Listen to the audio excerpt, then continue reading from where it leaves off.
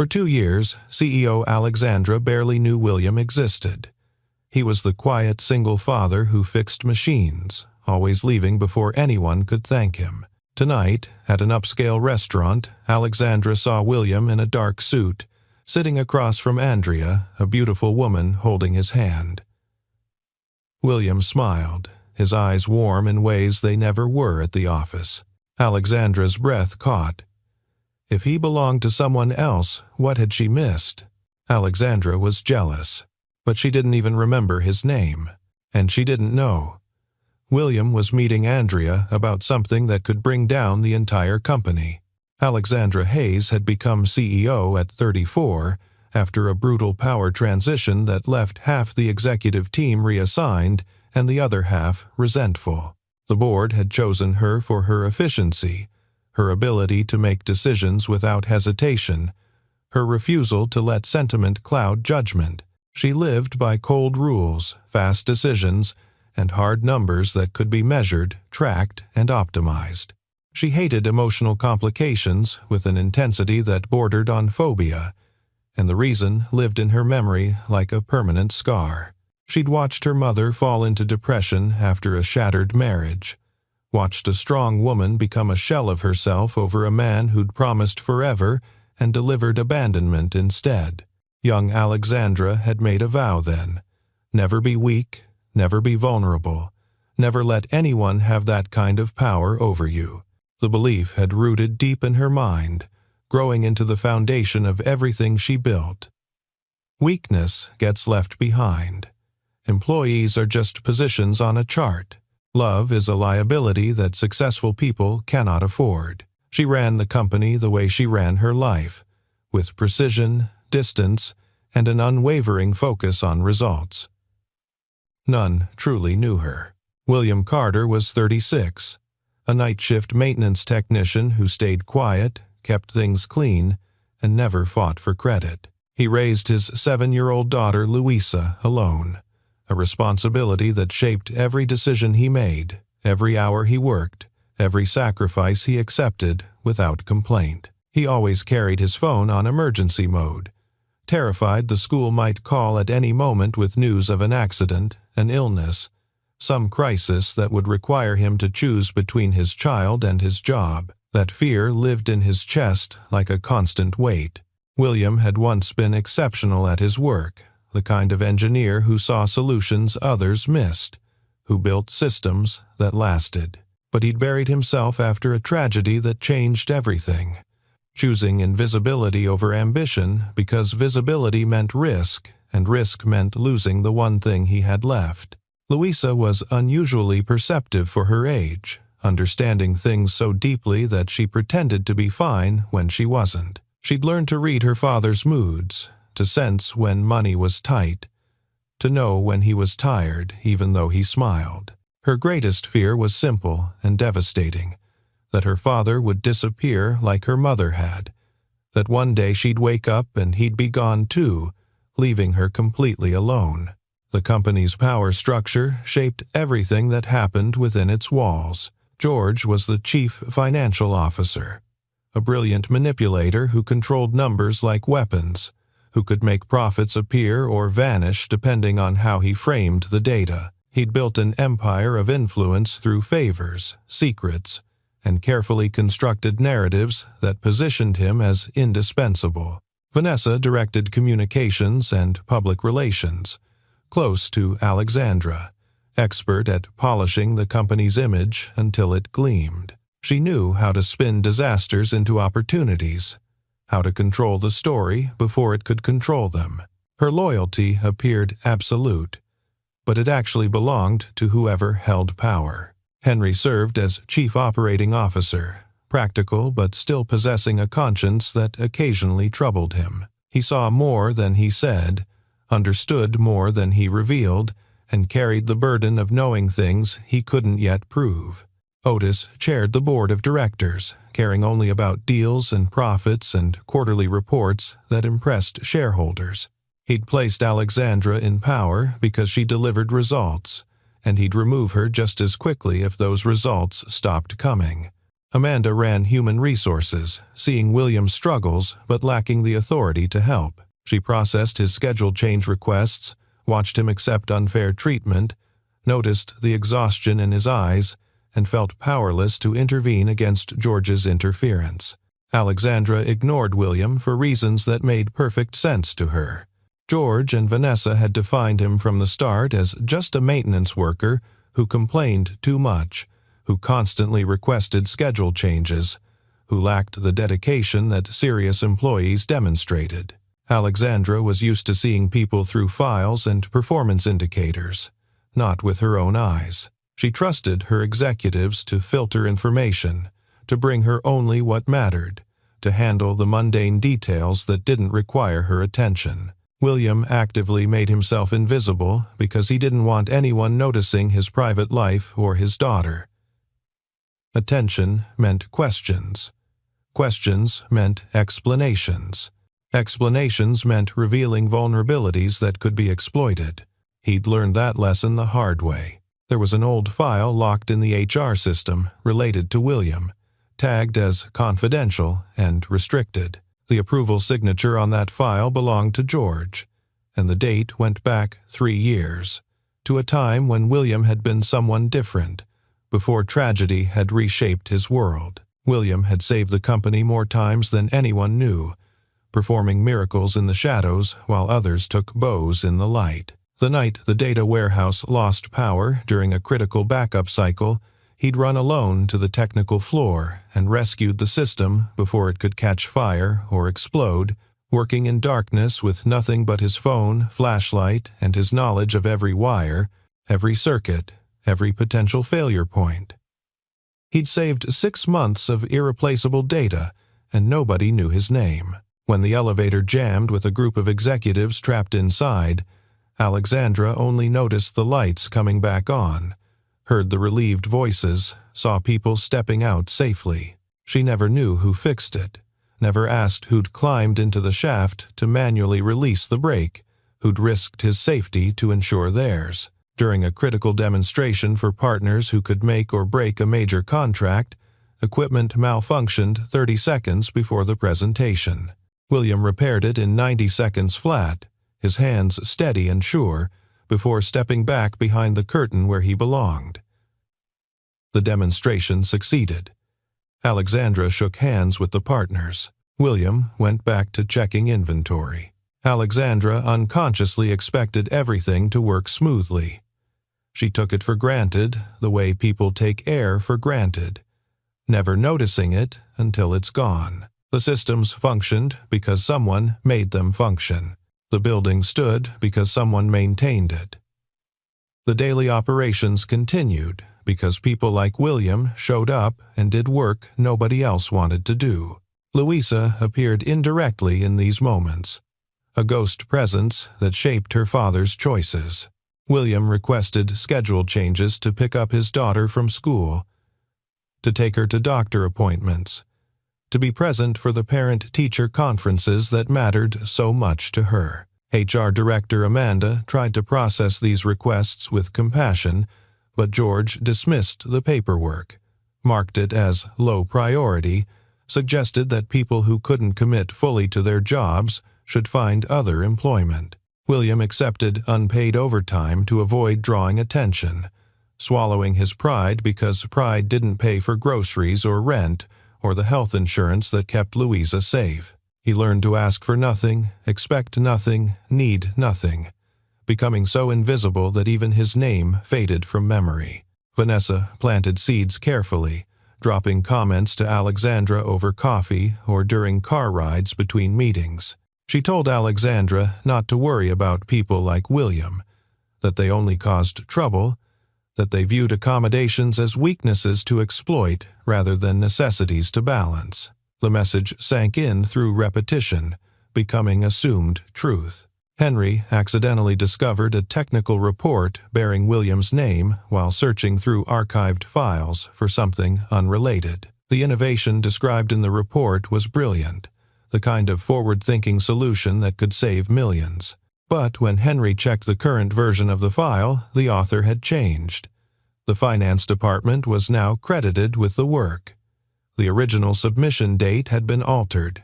William's contribution had been erased as thoroughly as if he'd never existed. Henry said nothing yet, but he kept a copy of that report hidden in his personal files.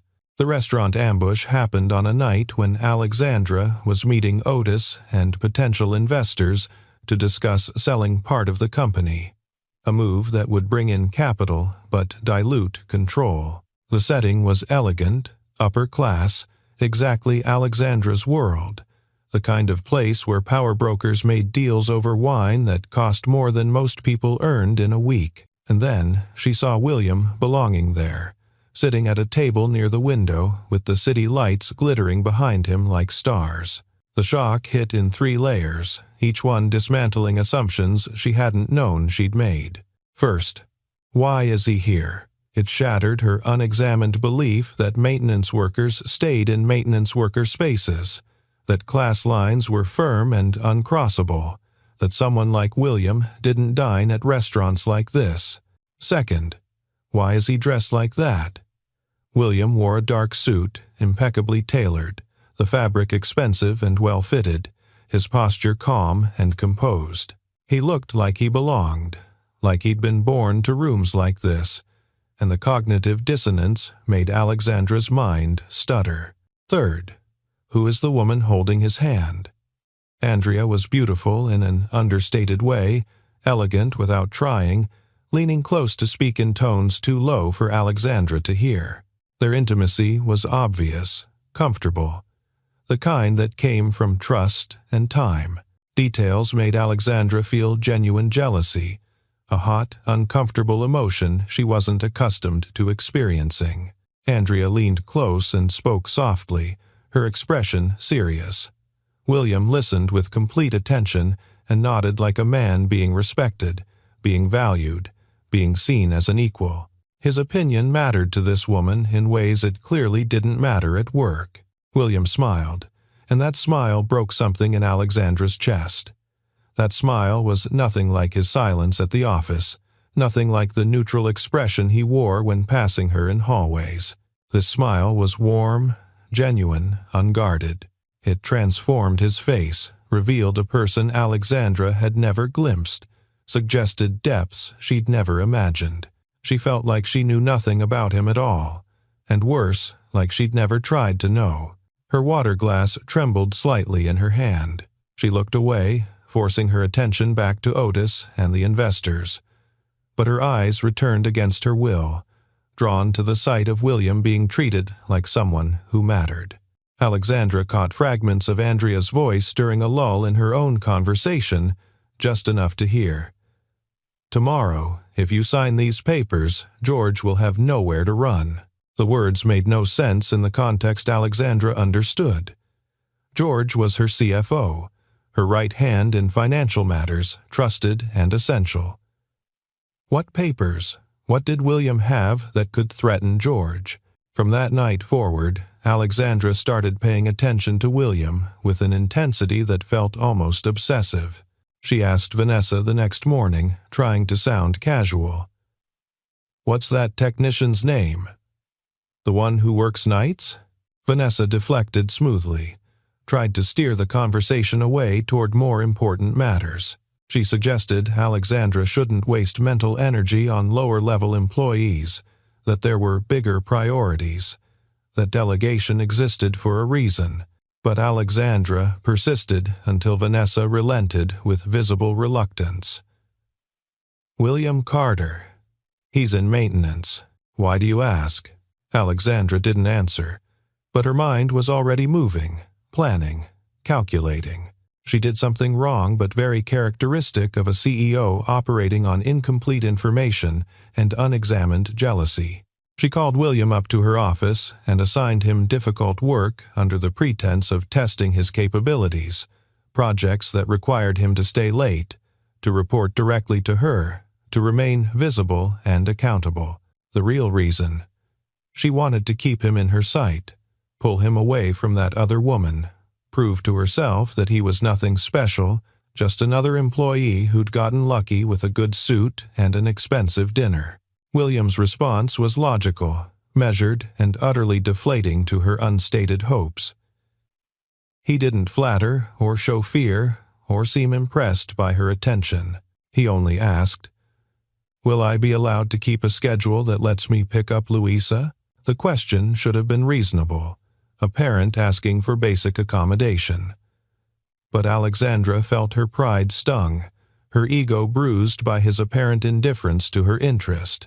She assumed he was leveraging a new relationship to make demands, using his connection to this Andrea woman as leverage against company policy. She'd completely misread the situation, but she didn't know that yet. George exploited the opportunity immediately, with the instincts of a predator sensing wounded prey. He spread information through carefully selected channels, suggesting William was colluding with outsiders against the company, possibly selling proprietary information, definitely becoming a security risk that needed addressing. The rumors spread like disease through the office ecosystem, whispered in break rooms and forwarded in encrypted messages. Alexandra asked Vanessa to investigate Andrea, to find out who this woman was and what she wanted. Vanessa smiled, that practiced expression that revealed nothing. "I know how to handle this." Vanessa set a trap so clean it seemed like coincidence. She arranged for Alexandra to coincidentally see William leaving the office building with Andrea, timing it perfectly so Alexandra would be returning from a lunch meeting, positioned just right to witness what appeared to be a clandestine encounter. Photos were taken by security cameras Vanessa controlled. The images were leaked into internal group chats as seemingly organic insider information, with commentary suggesting concern about data breaches. Pressure built quickly. Speculation grew. The maintenance technician is exposing company secrets. The quiet one is always the one you should watch. We need to protect ourselves. Alexandra made a decision that was wrong, but completely consistent with her character, her training, her belief that control must be maintained at all costs. She called William into a conference room with Henry and Amanda present as witnesses, establishing a formal tone, creating an official record. Her voice was ice when she spoke. "Explain your relationship with Andrea." William's expression didn't change, but something flickered in his eyes.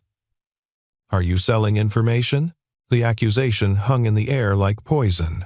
William felt insulted not by the words themselves, but by what they revealed about how little Alexandra thought of him, how quickly she'd assumed the worst, how thoroughly she'd judged him without evidence or trial. He didn't beg.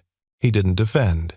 He only said, his voice quiet and steady, "I work here because my daughter needs health insurance." The statement was simple truth, not a plea, not an excuse, just the reason he endured disrespect and invisibility and unjust suspicion.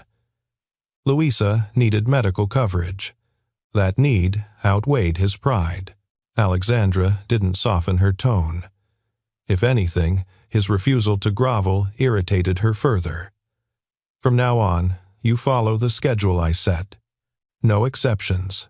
No special accommodations.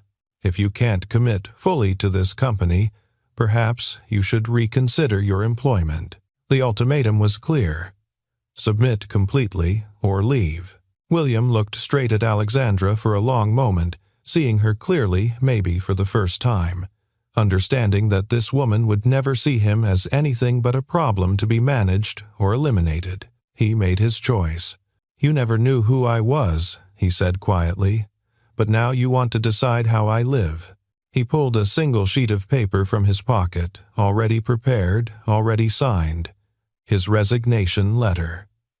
He placed it on the conference table between them, effective immediately. He walked out without waiting for a response, leaving Alexandra staring at the letter, feeling like she'd won and lost something simultaneously. Louisa heard her father say he was quitting when he picked her up from school that afternoon, his voice carefully controlled but his hands tight on the steering wheel. She panicked with the pure terror only a 7-year-old who'd already lost one parent could feel. "Because of her?" Louisa asked quietly, meaning Alexandra, meaning the woman who'd made her father's face look like that. William didn't answer, but silence was an answer. Louisa turned to look out the window, her small face set in an expression far too old for her years. That night, the company's systems began showing unusual errors. Small things at first, glitches that could be explained away as normal technical hiccups.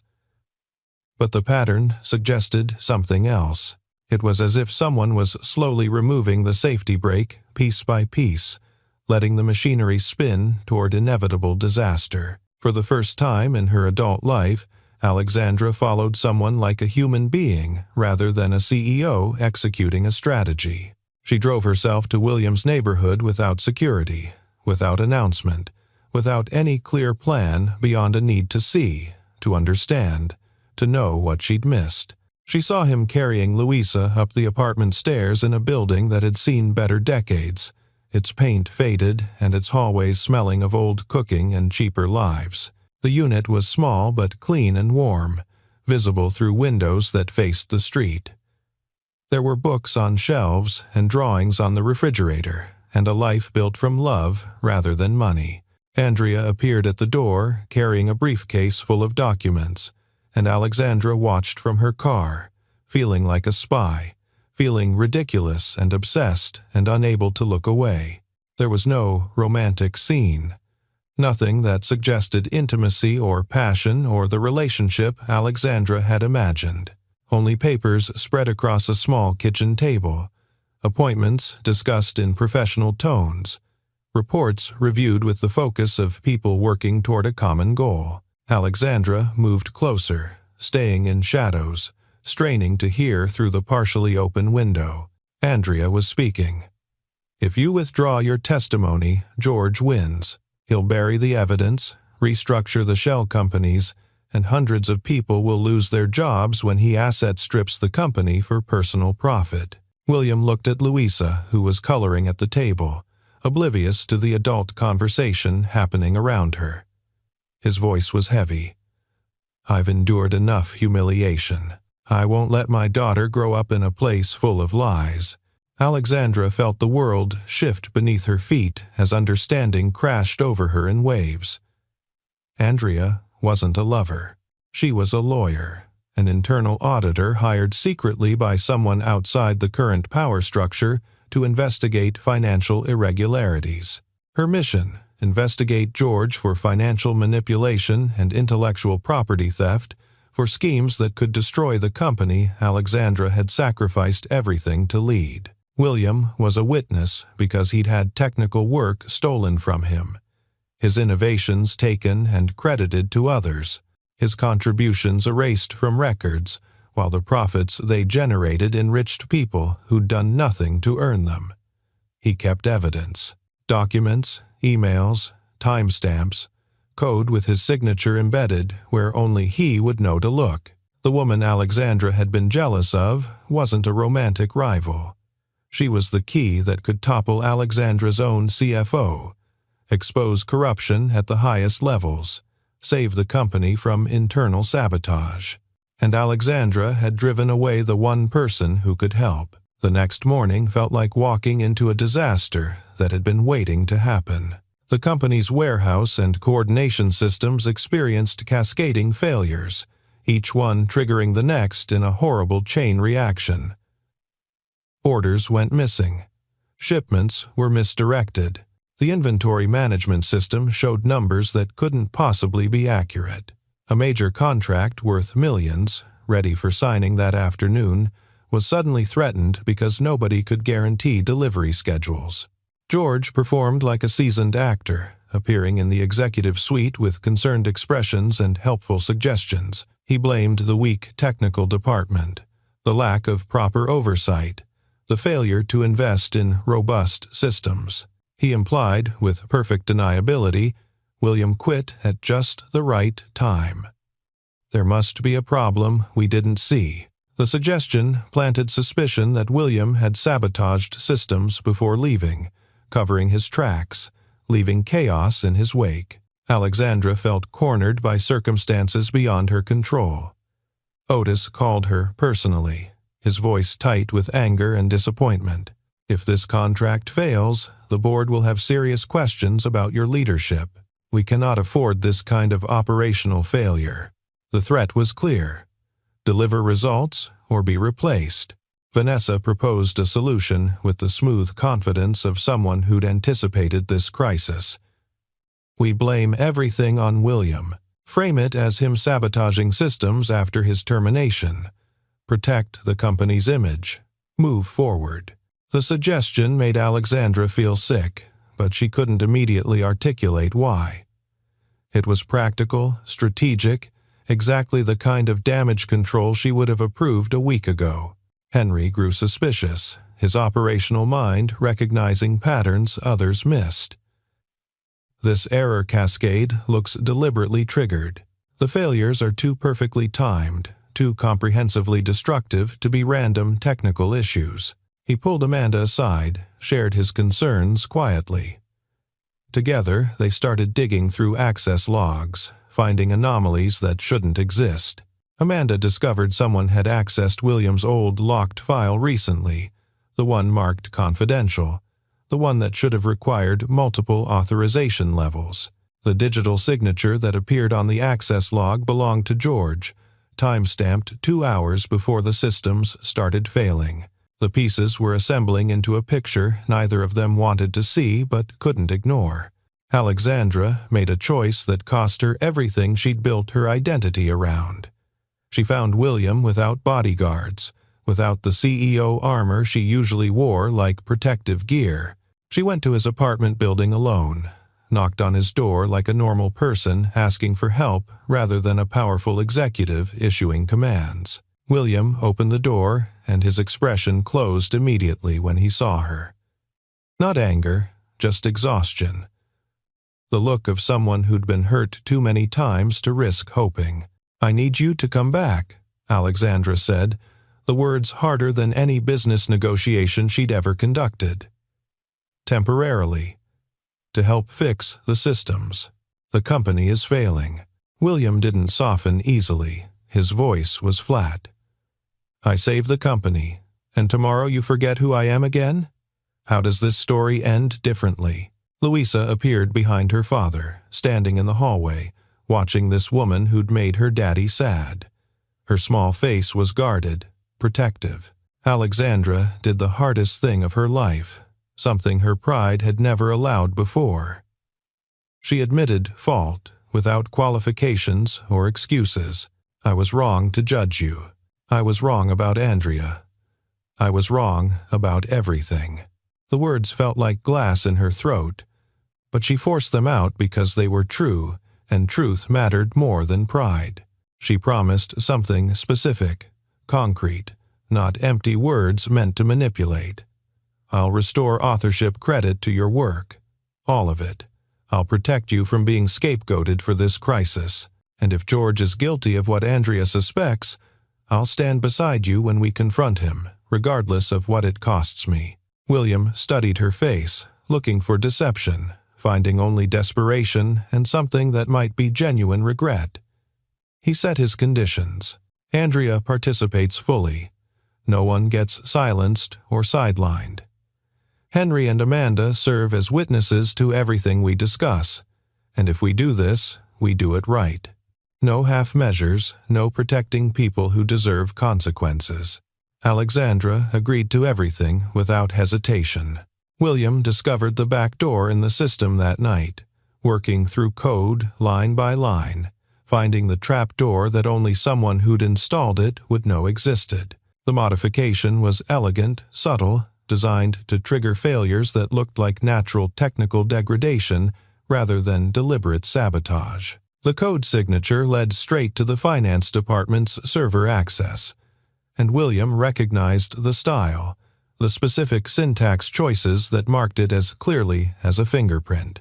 Over the next 2 days, William and Andrea reconstructed the chain of events with methodical precision. The system failures were deliberate activations, triggered remotely using credentials that shouldn't have existed outside the IT security team. The goal became clear through financial records Andrea had subpoenaed through legal channels. Crash the company's stock price through operational disasters, creating panic that would let George and his partners acquire controlling shares at artificially low prices. It was a hostile takeover disguised as technical incompetence, and it had nearly worked. Amanda provided deleted emails, recovered from backup servers, showing George coordinating with external parties, timing the sabotage to coincide with contract deadlines, planning the acquisition down to specific dollar amounts and percentage points. Henry provided the technical report with altered authorship, along with 6 other examples he'd found during sleepless nights of searching. William's innovations, worth millions in efficiency, improvements, and cost savings, all stolen and attributed to George's department. The board meeting assembled every key player in the same room for the first time. Otis, George, Vanessa, Alexandra, Henry, Andrea, and William. The air was thick with tension and unspoken accusations. George attacked immediately, going on offense before anyone could question him, directing his contempt at the easiest target. "What is he doing here?" George gestured at William like he was something unpleasant tracked in on someone's shoe. "He's just a maintenance technician with a grudge and no credibility." William didn't rise to the bait. He answered calmly, his voice steady and clear. "That's right. I am just a maintenance technician. But that's exactly why I know which screws in this company were twisted by whom, which systems were modified, and which trails were covered." Andrea stepped forward, professional and prepared, and began presenting evidence with the precision of a prosecutor building an airtight case. Access accounts that shouldn't exist, digital signatures that proved who triggered the sabotage, money trails leading to offshore accounts and shell companies registered under names that connected back to George through a web of corporate structures designed to hide ownership. Vanessa panicked, her composure cracking for the first time. She tried to interrupt, voice rising, attempting to discredit Andrea's credentials or question the legality of the investigation. Alexandra cut her off with a gesture. "Let her finish." The evidence was devastating and undeniable. George had been systematically stealing intellectual property for 3 years, crediting innovations to his department while the actual creators remained invisible. He'd been embezzling through false consulting contracts and inflated vendor payments, and when he'd feared discovery, he'd attempted to crash the company so he could buy it cheap and own what he'd been stealing piecemeal. Otis's face went from red to pale to something approaching gray as the implications became clear. The liability, the lawsuits, the regulatory scrutiny, the complete destruction of the board's credibility if this became public. Alexandra stood, drawing every eye in the room. She looked at George with something close to pity. "I once failed to see William. I treated him as invisible because I trusted the wrong people to tell me what mattered. But today, I see exactly who the real saboteur is." She turned to Otis. "I'm calling for George's immediate suspension pending criminal investigation. I'm requesting a full forensic audit of all financial operations under his oversight, and I'm recommending we cooperate fully with law enforcement rather than attempting to handle this internally." George was escorted from the building within the hour, his access revoked, his office sealed, his carefully constructed empire collapsing in the span of a single afternoon. Vanessa resigned before she could be fired, recognizing that her association with George was now toxic. The contract was saved through emergency intervention and Alexandra's personal guarantee of performance. The company survived, damaged but intact. When everything finished, when the room had cleared and only Alexandra and William remained, he said something that left her standing silent. "I didn't come back for you. I came back because Louisa deserves to live in a decent world, and I couldn't teach her about integrity if I walked away when people needed help." The words weren't cruel, just honest, and they cut deeper than any insult could have. Alexandra changed for real over the following months, not just in words, but in actions that restructured how the company operated. She made recognition of contributions transparent, implementing systems where work was credited to actual creators with public acknowledgement and appropriate compensation. She established a fund supporting single parents and caregivers, managed by Amanda, providing flexible scheduling and emergency backup care. She created procedures preventing blame from flowing downward onto the powerless, requiring executives to take responsibility for failures in their departments rather than scapegoating lower-level employees. She apologized to William privately, in his small apartment with Louisa coloring at the table, not to be forgiven, but to return his dignity, to acknowledge specifically how she'd failed him and what she was doing differently. William received exactly what he needed, though it took him time to trust it was real. Not a prestigious title to show off, but stability for Louisa, respect from colleagues, fair compensation. He was offered an appropriate position as senior technical project leader, reporting directly to Henry, with schedule flexibility built into his contract rather than treated as special accommodation. Louisa became the door that opened emotions neither adult knew how to access directly. Alexandra learned how to talk with the 7-year-old, not as a CEO managing subordinates, but as an adult learning from a child's clarity. She didn't buy expensive toys to win affection. She simply sat down at their kitchen table one evening and asked, "How do you want your father to be treated?" Louisa considered the question with her characteristic seriousness. Finally, she said something simple but precious. "Don't make him disappear. Don't make him sad. Just see him." The romance developed slowly but surely, following logic rather than formula, building on foundation of respect rather than passion. Alexandra didn't confess feelings in melodramatic declarations. She simply showed up consistently, proving through action that she'd changed.